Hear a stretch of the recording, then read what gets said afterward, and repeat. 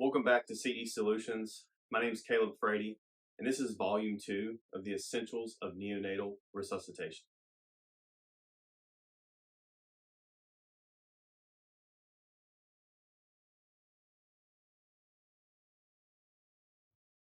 I have a Bachelor's of Emergency Medical Science, a Level 2 North Carolina paramedic instructor, National Registry paramedic, and I currently serve as a full-time EMS educator and part-time in a rural county in North Carolina.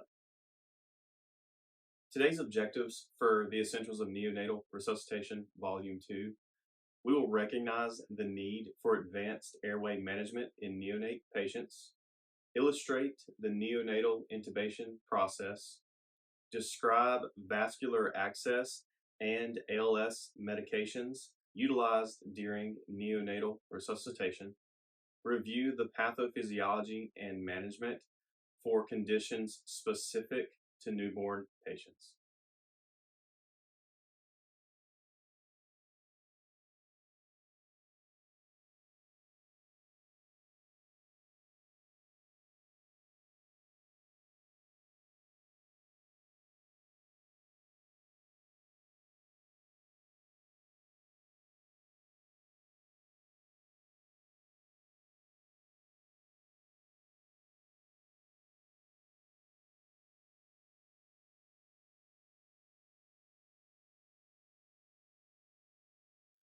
To determine the indications and when it's appropriate to move forward with advanced neonatal airway management, we should look at our resuscitation algorithm, as it's going to help guide us through BLS maneuvers that as ALS providers we should absolutely do first, and when it's necessary for us to upgrade the level of care to more advanced interventions such as intubation. Advanced airway management of a neonatal patient is located towards the bottom of our assessment algorithm, and according to this, we should consider advanced airway management such as intubation if the newborn's heart rate remains below 60 beats per minute despite effective BVM ventilations and chest compressions. So those may be some of the indications for us to proceed forward with intubation, along with prolonged positive pressure ventilation. So if we've been performing CPR and ventilations for an extended period of time on a newborn, it may be indicated to advance the airway that way, as BVM ventilations can lead to gastric distension and cause vomiting. If we notice meconium stained fluid, that we'll talk about a little more in depth and later in the lesson, but meconium stained fluid in a non-vigorous newborn can be an indication for intubation. And other facial abnormalities that may make BVM ventilations very difficult, such as cleft palate or what you see on the screen, which is called PR1 sequence. And that's where the patient's chin is small and it's posteriorly placed. So one, the tongue can be a very common obstruction, but it also makes it difficult for us to get a mask seal when the patient's chin is recessed back, like you see in PR1 sequence. Neonatal intubation is a low frequency and a high acuity skill. And to be successful, it depends on several factors, such as the performer's skill level, the equipment available to the provider, certain patient characteristics like a difficult airway or trauma, and system characteristics, such as continuing education and support in performing this type of procedure. Mockery looked at first pass success rates with neonatal intubation, and they found that neonatal physicians had a 60% first pass success rate, whereas fellows had a 53% success rate, and resident physicians had a 23% first pass success rate. This should illustrate for us that even high level providers still struggle with this skill in a more controlled hospital setting. Mockery also gives us points and reports that the most common adverse effect noted during those intubation attempts was acute desaturation. He found that occurred 51% of the time. And more adverse events were noted with increased intubation urgency and multiple attempts. That should challenge us that rushing through this type of procedure will harm a neonatal patient, and not being proficient and competent in it to begin with will also harm a neonatal patient more than it will do any good. Supraglottic airways can serve as a quick and easier intervention than performing neonatal intubation. And Yamada et al. Found that supraglottic airways are able to provide better ventilations than BVM ventilations alone, and also were found to reduce the need for intubation.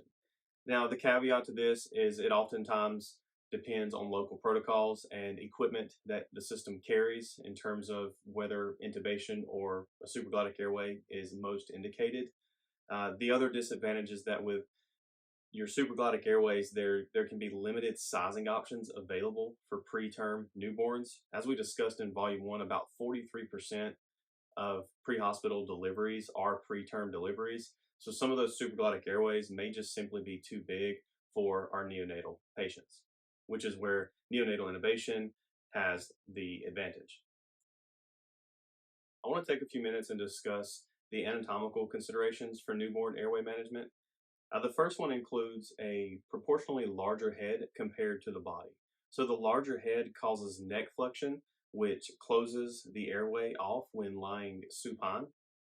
And in emergency or urgent settings, that's commonly found in the pre-hospital environment, airway positioning is often overlooked or suboptimal. So ensure that we're positioning the airway appropriately.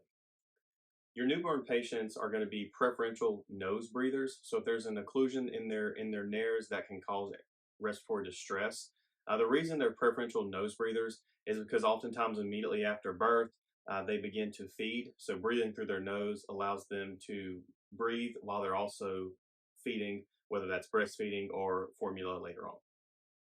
The tongue is larger compared to the oral cavity, and this just means that it's going to take up more space in the back of the oral cavity itself or the airway, and it can be exacerbated by genetic conditions such as a baby born with Down syndrome or Pierre-Robin syndrome that we showed you earlier. The arytenoid cartilage in a neonatal patient is longer compared to the size of the airway, and that can make identifying and finding the glottic opening more difficult. The larynx is anterior and sits closer tucked underneath the larger tongue, again making it more difficult to visualize the glottic opening. The epiglottis is shaped differently. It's longer, narrow, and less flexible, and you may see it referred to in some texts as being omega shaped. And lastly, the narrowest point of the newborn's airway is just below the glottic opening. This can make it difficult to pass an ET tube and can make an obstruction at that level more difficult to clear. Performing a difficult airway assessment is a critical step in the neonatal intubation process. You should look for facial abnormalities such as facial asymmetry or genetic conditions such as cleft palate. Assess for mouth opening and tongue size, looking for any abnormalities that may complicate the intubation process. Check the neck position. This includes having the airway aligned in sniffing position, or if there's trauma involved, understanding that that is going to complicate the intubation process. A preterm newborn has a higher morbidity from advanced airway management and can complicate the process. Difficulty with bag valve mask ventilations can be a result of a poor mask seal or an issue of an obstruction. So before intubating, ensure that the airway is clear and that you're able to ventilate with a mask seal. So if the intubation fails, you're able to fall back onto bag valve mask ventilations. The difficult airway assessment in a newborn patient can impact the equipment and size of equipment that you utilize, the technique or intervention that you utilize, such as electing to not intubate and maintain bag valve mask ventilations with rapid transport. It can also affect the operator that's chosen to perform the procedure. It's not always based on the years of experience, but based off the experience with that patient population. So if you have a provider that has intubated neonatal patients before, that may be the best provider to utilize in a neonate with a difficult airway based on assessment. The general approach to intubation really begins by gathering all of the equipment that you may need to successfully intubate a neonatal patient. That would include suction catheters, sizes 5 French up to 10 French, ensuring that you have the suction unit set to the lowest possible pressure that's needed, likely around 100 millimeters of mercury. Miller blades. Your Miller ET blades are going to be more effective with intubating a pediatric patient due to their anatomy. And we'll discuss that a little bit more as we get into the actual procedure of intubation. Adhesive tape to secure the tube, and your endotracheal tubes. So, Daria et al. In 2022 concluded that there's a lack of evidence for or against cuffed tubes, and that cuffed tube neonates were less likely to need tube replacement for any reason. So, really, what that means for us as providers is that uncuffed or cuffed tubes, there's really no definitive evidence for or against either one. So, utilize what you have available and have additional sizes should you encounter any difficulties. When selecting your ET tubes, you'll need sizes 2.5 to 4. If your newborn is before 28 weeks, utilize a 2.5 size ET tube, and if the newborn is born after 35 weeks, utilize a 4.0 ET tube. After your equipment has been gathered, we should then plan and prepare our approach. This would include selecting who is going to be the person intubating the neonate, performing an airway assessment, accomplishing appropriate airway positioning, and ensuring that all providers understand what to do if the first attempt is unsuccessful. And lastly, here, keep in mind that during the intubation attempt, if at any point it's unsuccessful or the neonate develops bradycardia as a result of the intubation attempt, discontinue the attempt and ventilate the patient with a bag valve mask. The technique of neonatal intubation is very similar to that of any other patient. Begin by holding the ET handle in your left hand. If available, utilize a pediatric handle. And use your right hand to open the newborn's mouth so you can insert the blade. As you gently insert the blade, your goal here is to sweep the tongue to the left as you advance the blade midline towards the glottic opening. You should identify the airway anatomy as you go. Ideally, you want to identify all of the airway structures around the glottic opening so you're 100% positive of where the ET tube is being placed. In an urgent intubation, it's very easy for us to insert the blade too deep and be unable to identify any anatomy because we've inserted the blade so deep that we're really just looking at the posterior oropharynx or down into the esophagus. And it's hard for us to identify where the glottic opening is. Oftentimes, in those cases, that can be a complication that causes a provider to hastily insert the ET tube into the esophagus, and we have an esophageal intubation because of that. If you do insert the ET tube blade too far down on your first attempt, slowly withdraw the blade back and begin identifying structures retrospectively. An assistant who's helping you can feel the neck around the level of the cricothyroid membrane and can help tell you if the blade is in too far, as they'll be able to feel that with their fingers, the blade being too far down in the throat. Once you've started to identify your structures as you're moving down the tongue, you're going to utilize the same motion, a forward and upward motion of the handle, to be able to visualize the glottic opening. Avoid rocking back on the lips, as this would cause trauma to the lips and can also make your view of the glottic opening worse.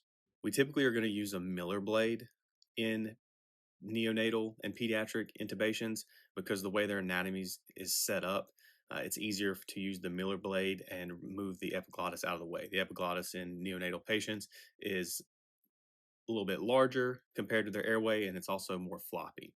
So the Miller blade really helps move the epiglottis out of the way so we can see the glottic opening.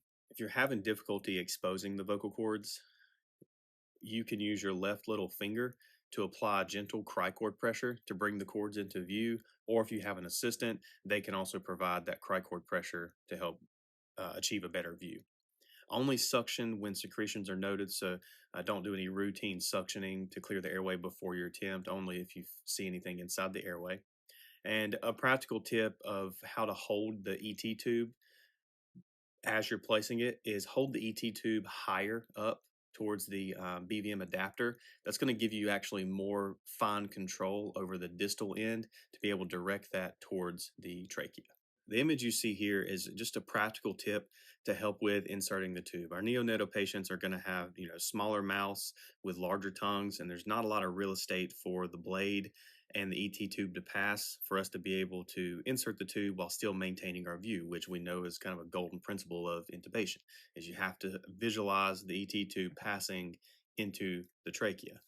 So performing a lip lift where you just take one finger from your right hand, or an assistant can do this for you, and lifting the right lip up gives you more space in the upper airway there to insert the ET tube.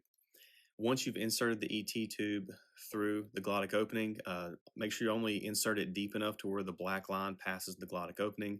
Oftentimes, we can insert these tubes too deep because the airway structures are just smaller and shorter. So when you do confirm your intubation, ensure you have equal chest rise and fall, good capnography, and negative epigastric sounds. This would be the view that ideally you would want to see. Now, in the image you see here on your screen, they're using a curved video laryngoscopy. If you have that ability at your service, video laryngoscopy is absolutely a method of intubation that can increase your success if done correctly. But with any intubation, it's extremely important, and it increases our chances of success if we're able to identify all of the anatomy. You can see very clearly here in this neonatal intubation that the epiglottis is more omega shaped compared to an adult epiglottis. We can see the vocal cords seem to be more anterior, and you can see the arytenoid cartilage is just below. So when you're able to identify all of this anatomy, you are 100% sure when you pass the ET tube where it's going. And that can increase your chances of first pass success just by identifying and being familiar with airway anatomy. Like we talked about, after the tube is passed, secure it to the side of the mouth and the cheek in your newborn, and then confirm placement. That's what your adhesive tape is for. Make sure that you're getting an end-tidal CO2, negative epigastric sounds, equal lung sounds. You may or may not see tube condensation. That's not an extremely reliable indicator, but it is something that is commonly seen post-intubation to confirm placement. And then proceed forward with providing your ventilations at 40 to 60 times per minute, and consider placing an OG tube. This will be utilized if you've performed BVM ventilations for an extended period of time and there's gastric distension, or if you suspect a diaphragmatic hernia. We'll discuss this a little bit later, but clinically, we would suspect this if the newborn has decreased lung sounds on the left side. In about 80 to 90% of cases, the hernia is on the left side, has a concave abdomen. That's because the abdominal organs have protruded up into the chest, and has an increased work of breathing. IO access can be used in all age groups, and in a newborn patient requiring resuscitation, this can provide rapid access for us to administer IV fluids and medications that are indicated.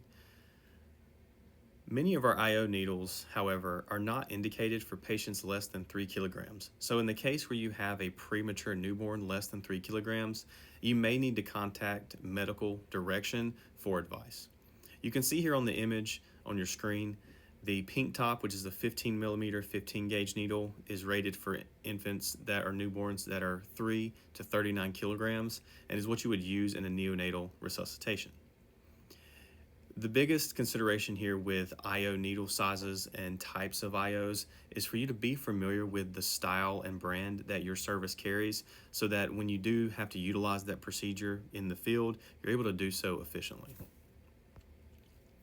It's also important for us to understand the appropriate IO access sites.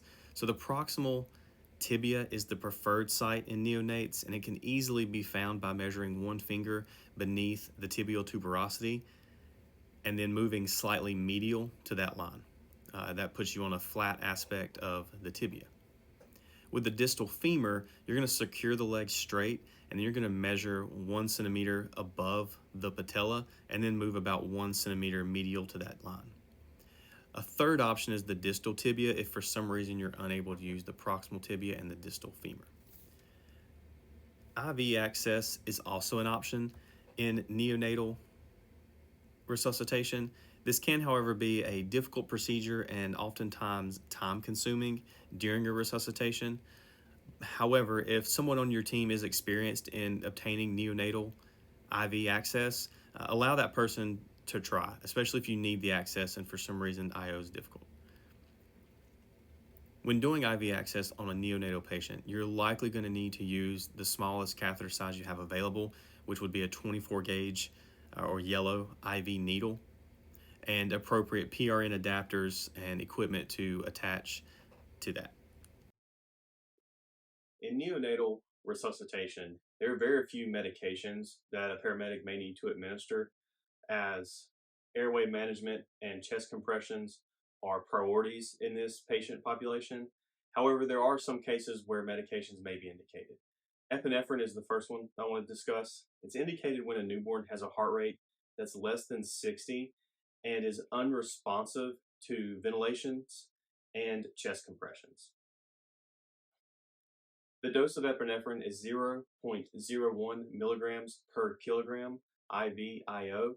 If administering it through the ET tube route, you need to double the dose and it becomes 0.1 milligrams per kilogram when given through the ET tube.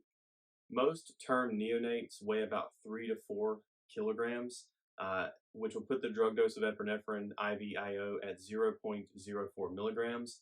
And the average weight of a newborn that's born before 28 weeks is 1 kilogram, which would put your drug dose at 0.01 milligram. So, accounting for the gestational period and when the baby was delivered will affect your estimation of their weight. Fluid resuscitation is not a priority in neonatal care, and so it's not routinely needed. But if you do suspect hypovolemia, normal saline can be administered at 10 milliliters per kilogram.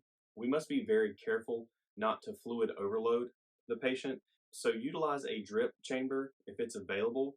IV syringes with specific amounts of fluid in them work well to deliver the appropriate amount of fluid without overloading the neonatal patient.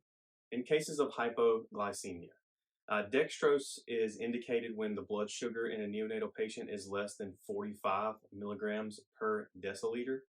If the blood sugar is less than 45 and you see other signs of hypoglycemia in neonates, such as jitteriness, irritability, apnea, floppiness, tachycardia, seizures, and lethargy, those may be indicators for the need of dextrose containing medications.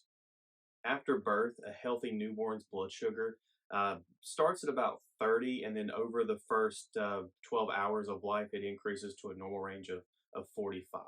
A standard dose for dextrose is 2 milliliters per kilogram of dextrose 10%. A pneumothorax in a neonatal patient can occur after birth if meconium is inhaled by the newborn, if they have a weakened area from infection or poor development, such as a preterm infant with less developed lungs, or from aggressive positive pressure ventilation by providers. Some of the signs of a pneumothorax in a neonate include significant respiratory distress that doesn't improve with ventilations, and unilateral and decreased breath sounds are noted.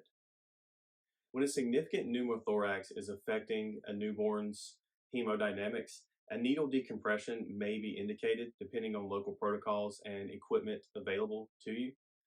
To perform this procedure, use a 22 gauge IV catheter, insert that through the second intercostal space, remove the introducer needle, and attach it to an IV extension set.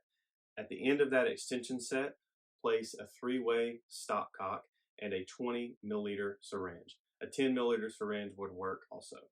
Open the stopcock to withdraw air from the pleural space, and once the air is withdrawn, close the stopcock and disconnect your syringe and secure the tubing.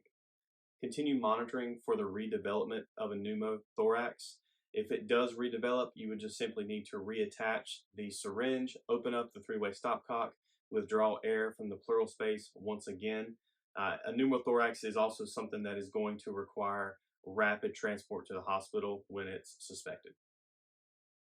Meconium, which is a newborn's first bowel movement, normally occurs outside of the womb. In a small number of newborns, this occurs inside the womb or during delivery, and that meconium fluid can obstruct the airway. This occurs about 10 to 15% of deliveries. The passage of this meconium, like I said, can occur either before or during delivery. and it's more common in post-term newborns. So, an extended gestational age, such as a 42 or 43-week pregnancy, has a higher likelihood of presenting with meconium stained fluid and affecting the newborn patient.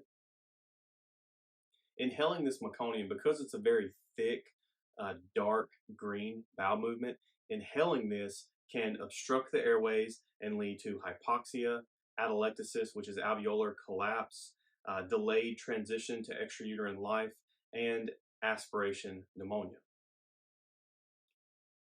The most current recommendations for managing a patient with meconium stained fluid is that if the newborn is crying and vigorous, so in other words, we're progressing down our neonatal resuscitation algorithm and our baby is responding well to dry, warm stimulation and other routine care, then no further treatment is needed and continue to monitor and assess the airway according to that algorithm as you provide transport to the hospital. So no suction in that case would be needed.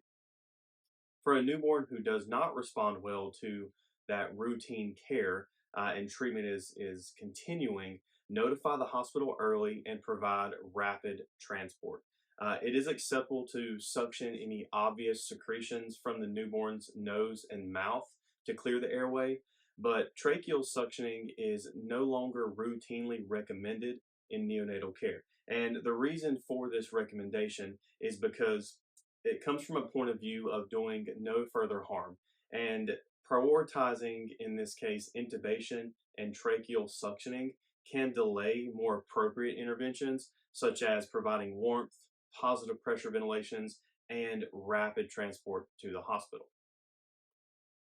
A diaphragmatic hernia is a very serious complication noted on delivery of a newborn.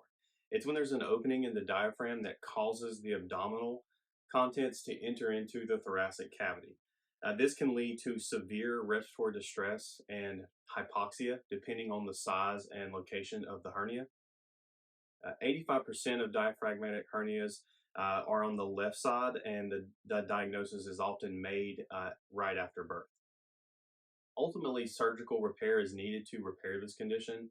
And if we note this after delivery, we should continually reassess for the development of a pneumothorax and resuscitate with supplemental oxygen. So, like we discussed in volume one, we target our SpO2 and initially begin BVM ventilations with room air oxygen at 21%. And we do that throughout the first few minutes of working the neonatal resuscitation, as 100% oxygen in this patient population has been proven to be harmful. So, in a diaphragmatic hernia, however, that's kind of the exception to the rule. If we suspect the diaphragmatic hernia, we should begin our resuscitation with 100% supplemental oxygen attached to the background mask. A seizure is never considered normal, as it represents a neurological condition such as hypoglycemia or other electrolyte disturbance.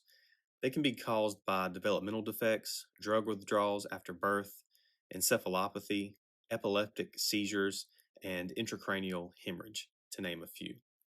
The incidence in neonatal seizures can be fairly high. The information I have here from Mija et al. Reports that it can be as high as 57.5 cases per 1,000 infants who are less than 3 pounds at birth. It's also important for us to distinguish between normal motor activity and seizure activity. And what I mean by normal motor activity is simple jitteriness. This would be the newborn is having tremors.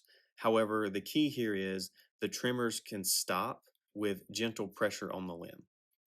The tremors may also be triggered by some sort of external stimulus.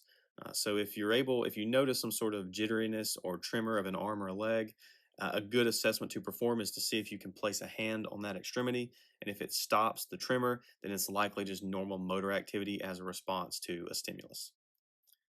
Seizures, however, often include some sort of deviation or fixation of the eyes and clonic jerking movements. Now, there's different types of seizures that can present in neonatal patients. Just to name a few, a subtle seizure would be something considered where you're seeing subtle signs such as eye blinking, rowing or pedaling of the legs, and repetitive lip smacking.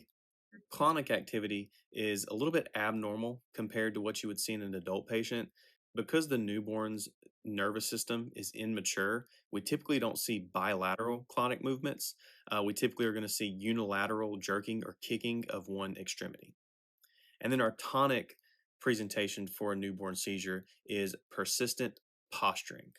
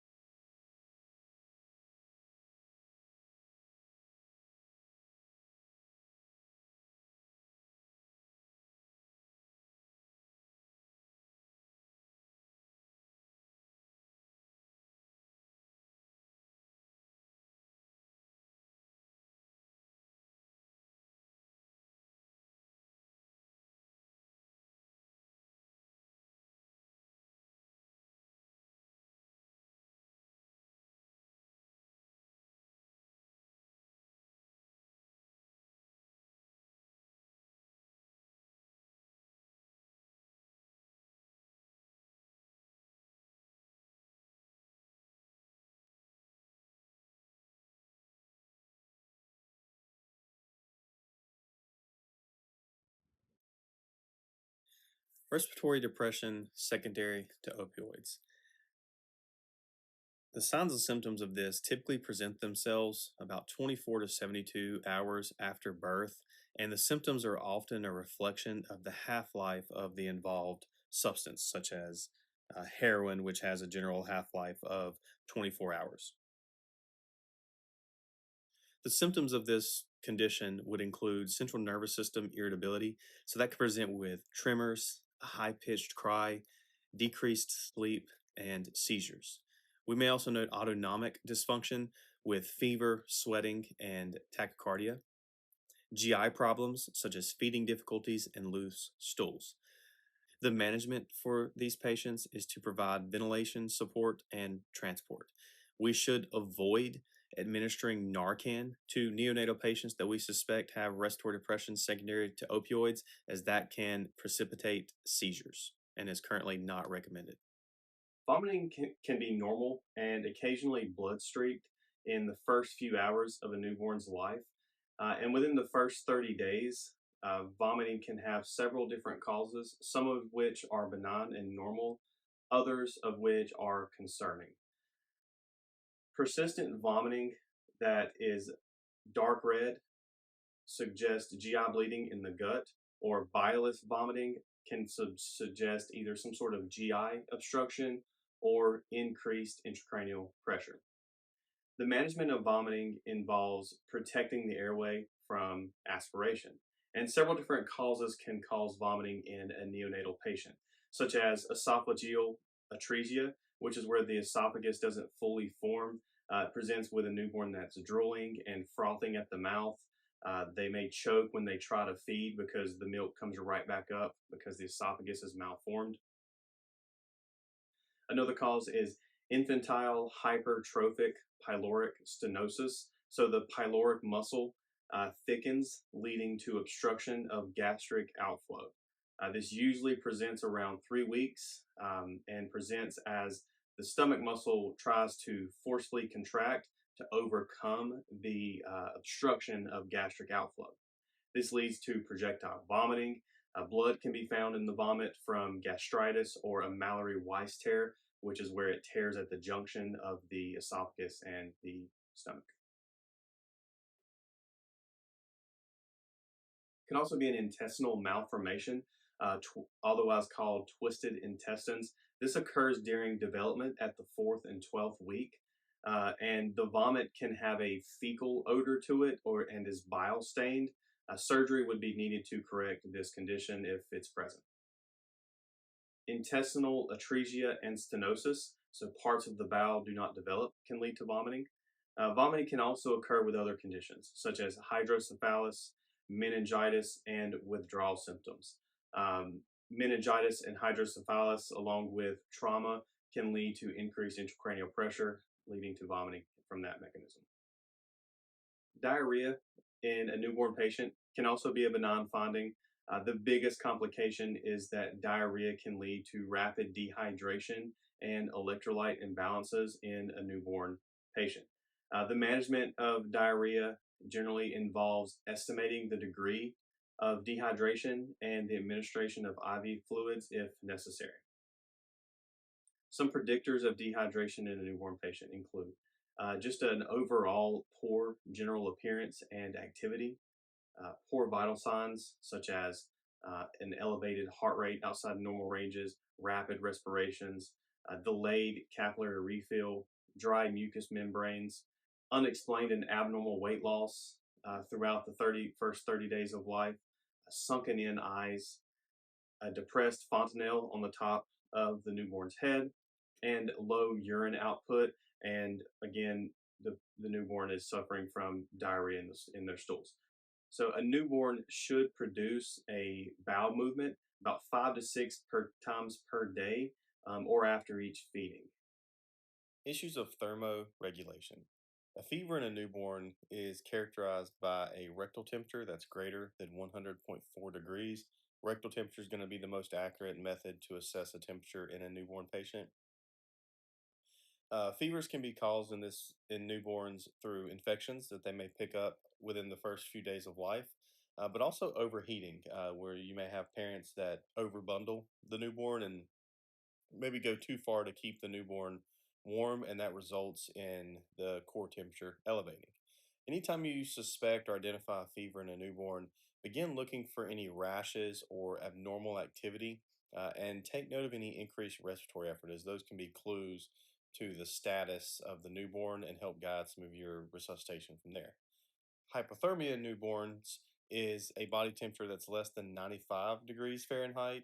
And the biggest consideration with hypothermia is that newborns are very sensitive to environmental conditions. So if they're not wearing the appropriate layers of clothing, or their skin's exposed to the environment, they can lose heat very quickly and become hypothermic. Congenital heart conditions are the most common birth defect. It occurs about 8 of every 1,000 births, and 1/4 of those are considered critical, meaning they're associated with hypoxia and require some sort of intervention within the first month of life. Pulse oximetry is a valuable assessment tool for pre-hospital providers to have an index of suspicion of congenital heart disease post-birth.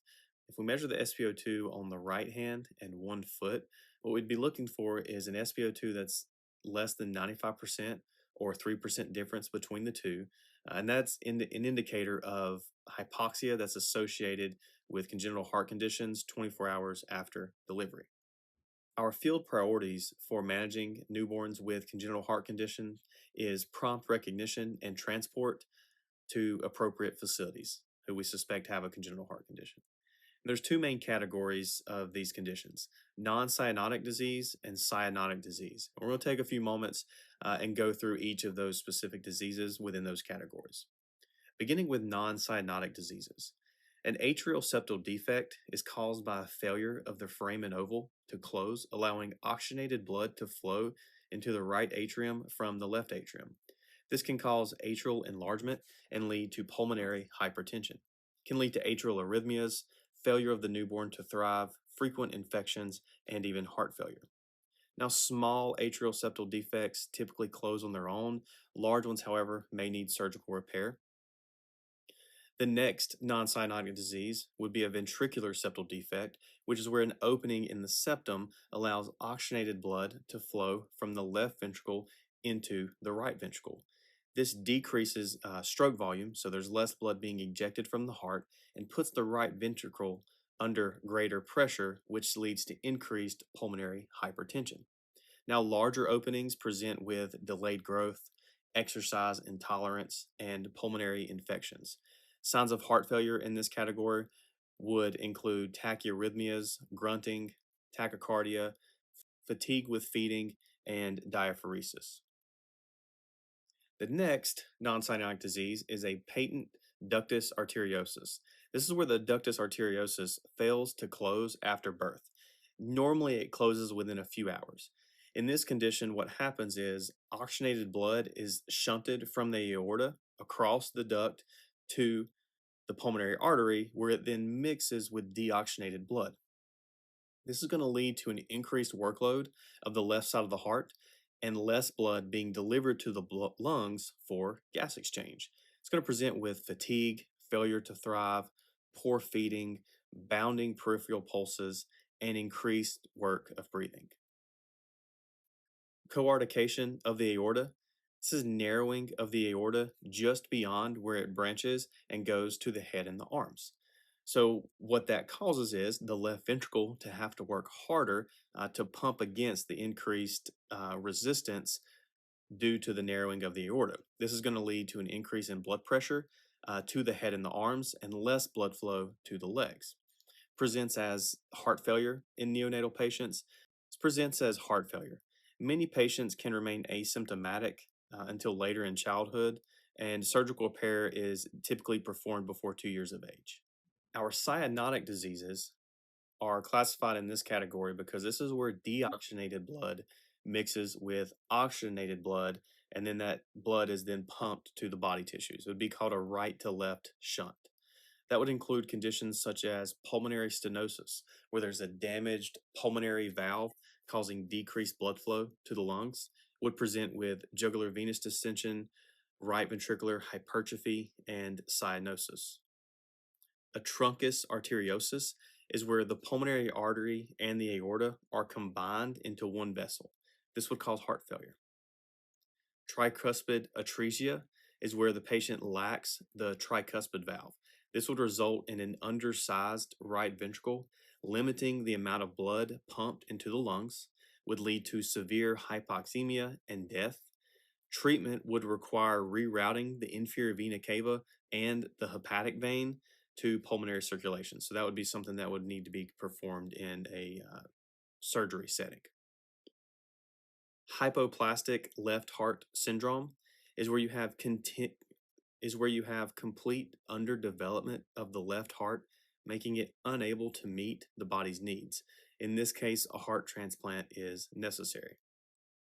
Tetralogy of Fallot is a combination of ventricular septal defect, pulmonary stenosis, right ventricular hypertrophy, and an overriding aorta. With tetralogy of Fallot, the ventral septal defect causes oxygenated blood to flow from left to right. Pulmonary stenosis puts more strain and pressure on the right side of the heart, making it work harder. Right ventricular hypertrophy is a result of the pulmonary stenosis because of that increased right-sided demand. And these defects all result in poor oxygenation.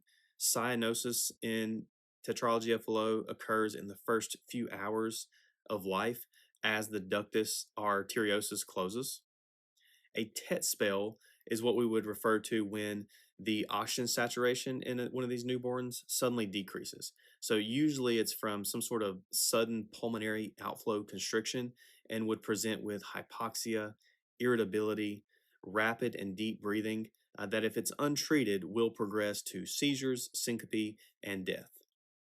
Care for a patient in a TET spell would include trying to keep the infant calm, holding a knee to chest position. What this does is it increases the left to right shunting, helping more blood enter into pulmonary circulation, which can alleviate some of the hypoxia.